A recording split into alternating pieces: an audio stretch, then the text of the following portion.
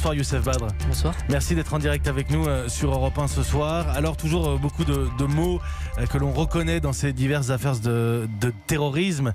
Signalé comme radicalisé en prison, ce personnage, Chérif C. Est-ce que l'on sait si c'est en prison qu'il s'est radicalisé ? Alors, ce qu'on sait, c'est qu'il a fait plusieurs séjours en prison. À ce stade-là, pour reprendre les termes du procureur de la République de Paris, effectivement, il a présenté des signes de radicalisation ont été détectés lors de ses passages en détention. Mais ça ne signifie pas, à ce stade, je dis bien à ce stade, en l'état des éléments dont dispose la justice, pour dire qu'il s'est radicalisé en prison, ce qui est deux choses différentes. Surtout que, j'ajouterai un élément, il est en réalité beaucoup plus simple aujourd'hui. On a souvent présenté, et on continue aujourd'hui encore à le présenter, la prison comme étant un lieu où on fabrique de terrorisme. Voilà, exactement, on en rentre délinquant de droit commun et on en sort en étant terroriste. Si ça a pu être vrai, et ça s'est révélé vrai par certains faits divers et par certains profils, aujourd'hui, tout est mis en œuvre, en tout cas depuis, on va dire 2015-2016, avec tout ce qui a été mis en place, pour justement faire en sorte aujourd'hui qu'on ait un traitement de plus en plus individualisé et de plus en plus étanche. Vous dites que c'est moins vrai aujourd'hui ?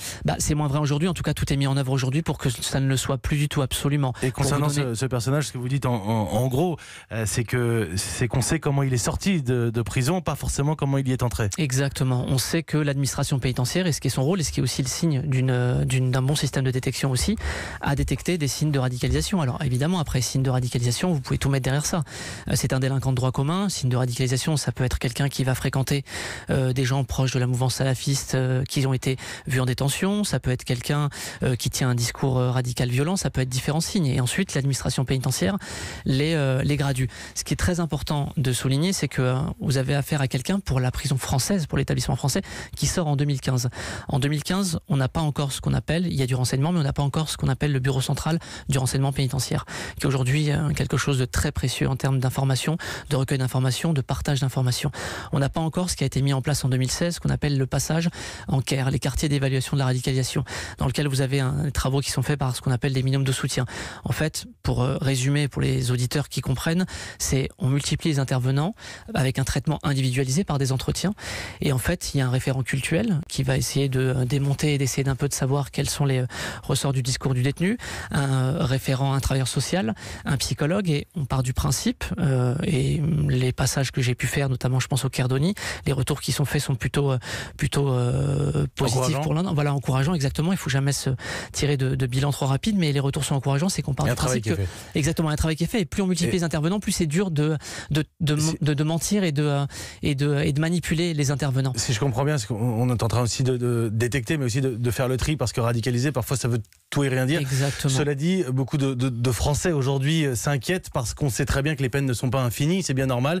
Est-ce qu'on sait combien de détenus radicalisés vont sortir les prochaines années ? Alors on sait qu'effectivement, à compter de 2018 déjà, et ensuite ça ira forcément en continuant en 2019-2020, il y a des détenus qui vont sortir. Il y a deux catégories de détenus. La première, c'est ceux qui ont été condamnés pour des infractions en lien, pour des infractions terroristes. Donc ça, là-dessus, il n'y a pas de difficulté, il y a un diagnostic qui est fait.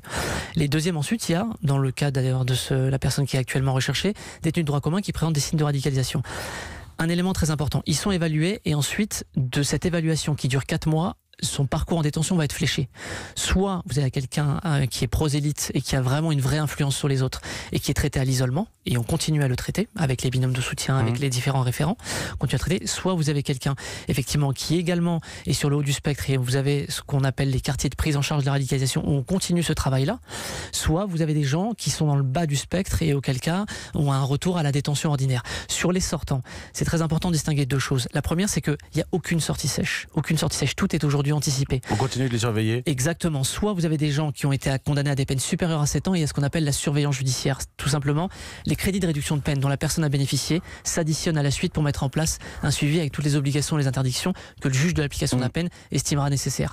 Soit vous avez des gens qui sortent en conditionnel, sur lequel on peut également mettre un placement sous surveillance électronique mobile pour les plus dangereux.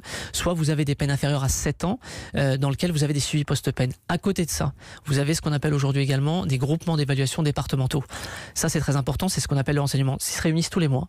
Et en fait, vous avez, sous l'autorité du préfet, vous avez le préfet, vous avez les services de renseignement, vous avez l'administration l'administration pénitentiaire qui prouve aujourd'hui qu'en fait le renseignement est partagé et tout le monde se met autour de la table. Et en fait, pour chaque individu, on détermine qui est le service le mieux à même d'assurer un service de renseignement.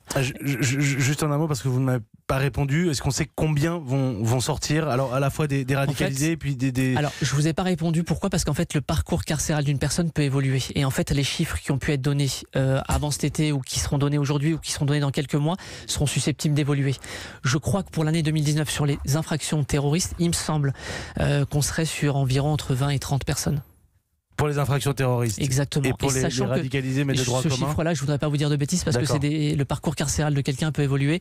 Je voudrais pas aujourd'hui vous dire un chiffre qui est totalement entre 20 et 30 personnes avec des condamnations en lien avec le terrorisme qui vont sortir l'an prochain.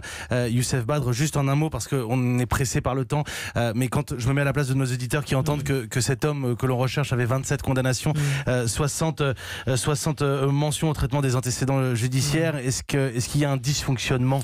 Dysfonctionnement, clairement non. Pourquoi ? Parce que effectivement, je comprends que les gens, ça les interpelle, que les gens se disent mais comment c'est possible à 29 ans d'avoir 27 mentions sur le casier ? Mais c'est juste le signe du fonctionnement normal de la justice. Je dirais aux téléspectateurs que cette personne-là a été condamnée plusieurs fois à des lourdes peines d'emprisonnement et qu'elle est sortie. La justice continuera de le condamner. Là où il y aurait dysfonctionnement, c'est s'il y avait un suivi ou si on découvrait qu'il y avait quelque chose qui n'a pas été respecté d'un point de vue juridique. Pas de dysfonctionnement. Mais, vous savez, le libre arbitre, vous ne pouvez pas empêcher quelqu'un de passer à l'acte. La différence aujourd'hui, c'est qu'on met tout en œuvre aujourd'hui pour flécher les individus, les surveiller, surtout pour les infractions terroristes, et faire en sorte de limiter le passage à l'acte, sachant que, comme on l'a toujours dit, le risque zéro n'existe pas, on essaie juste de le limiter le plus possible. Merci beaucoup. Merci Youssef Badre d'être venu répondre à nos questions. Porte-parole de la chancellerie en direct ce soir sur Europe 1.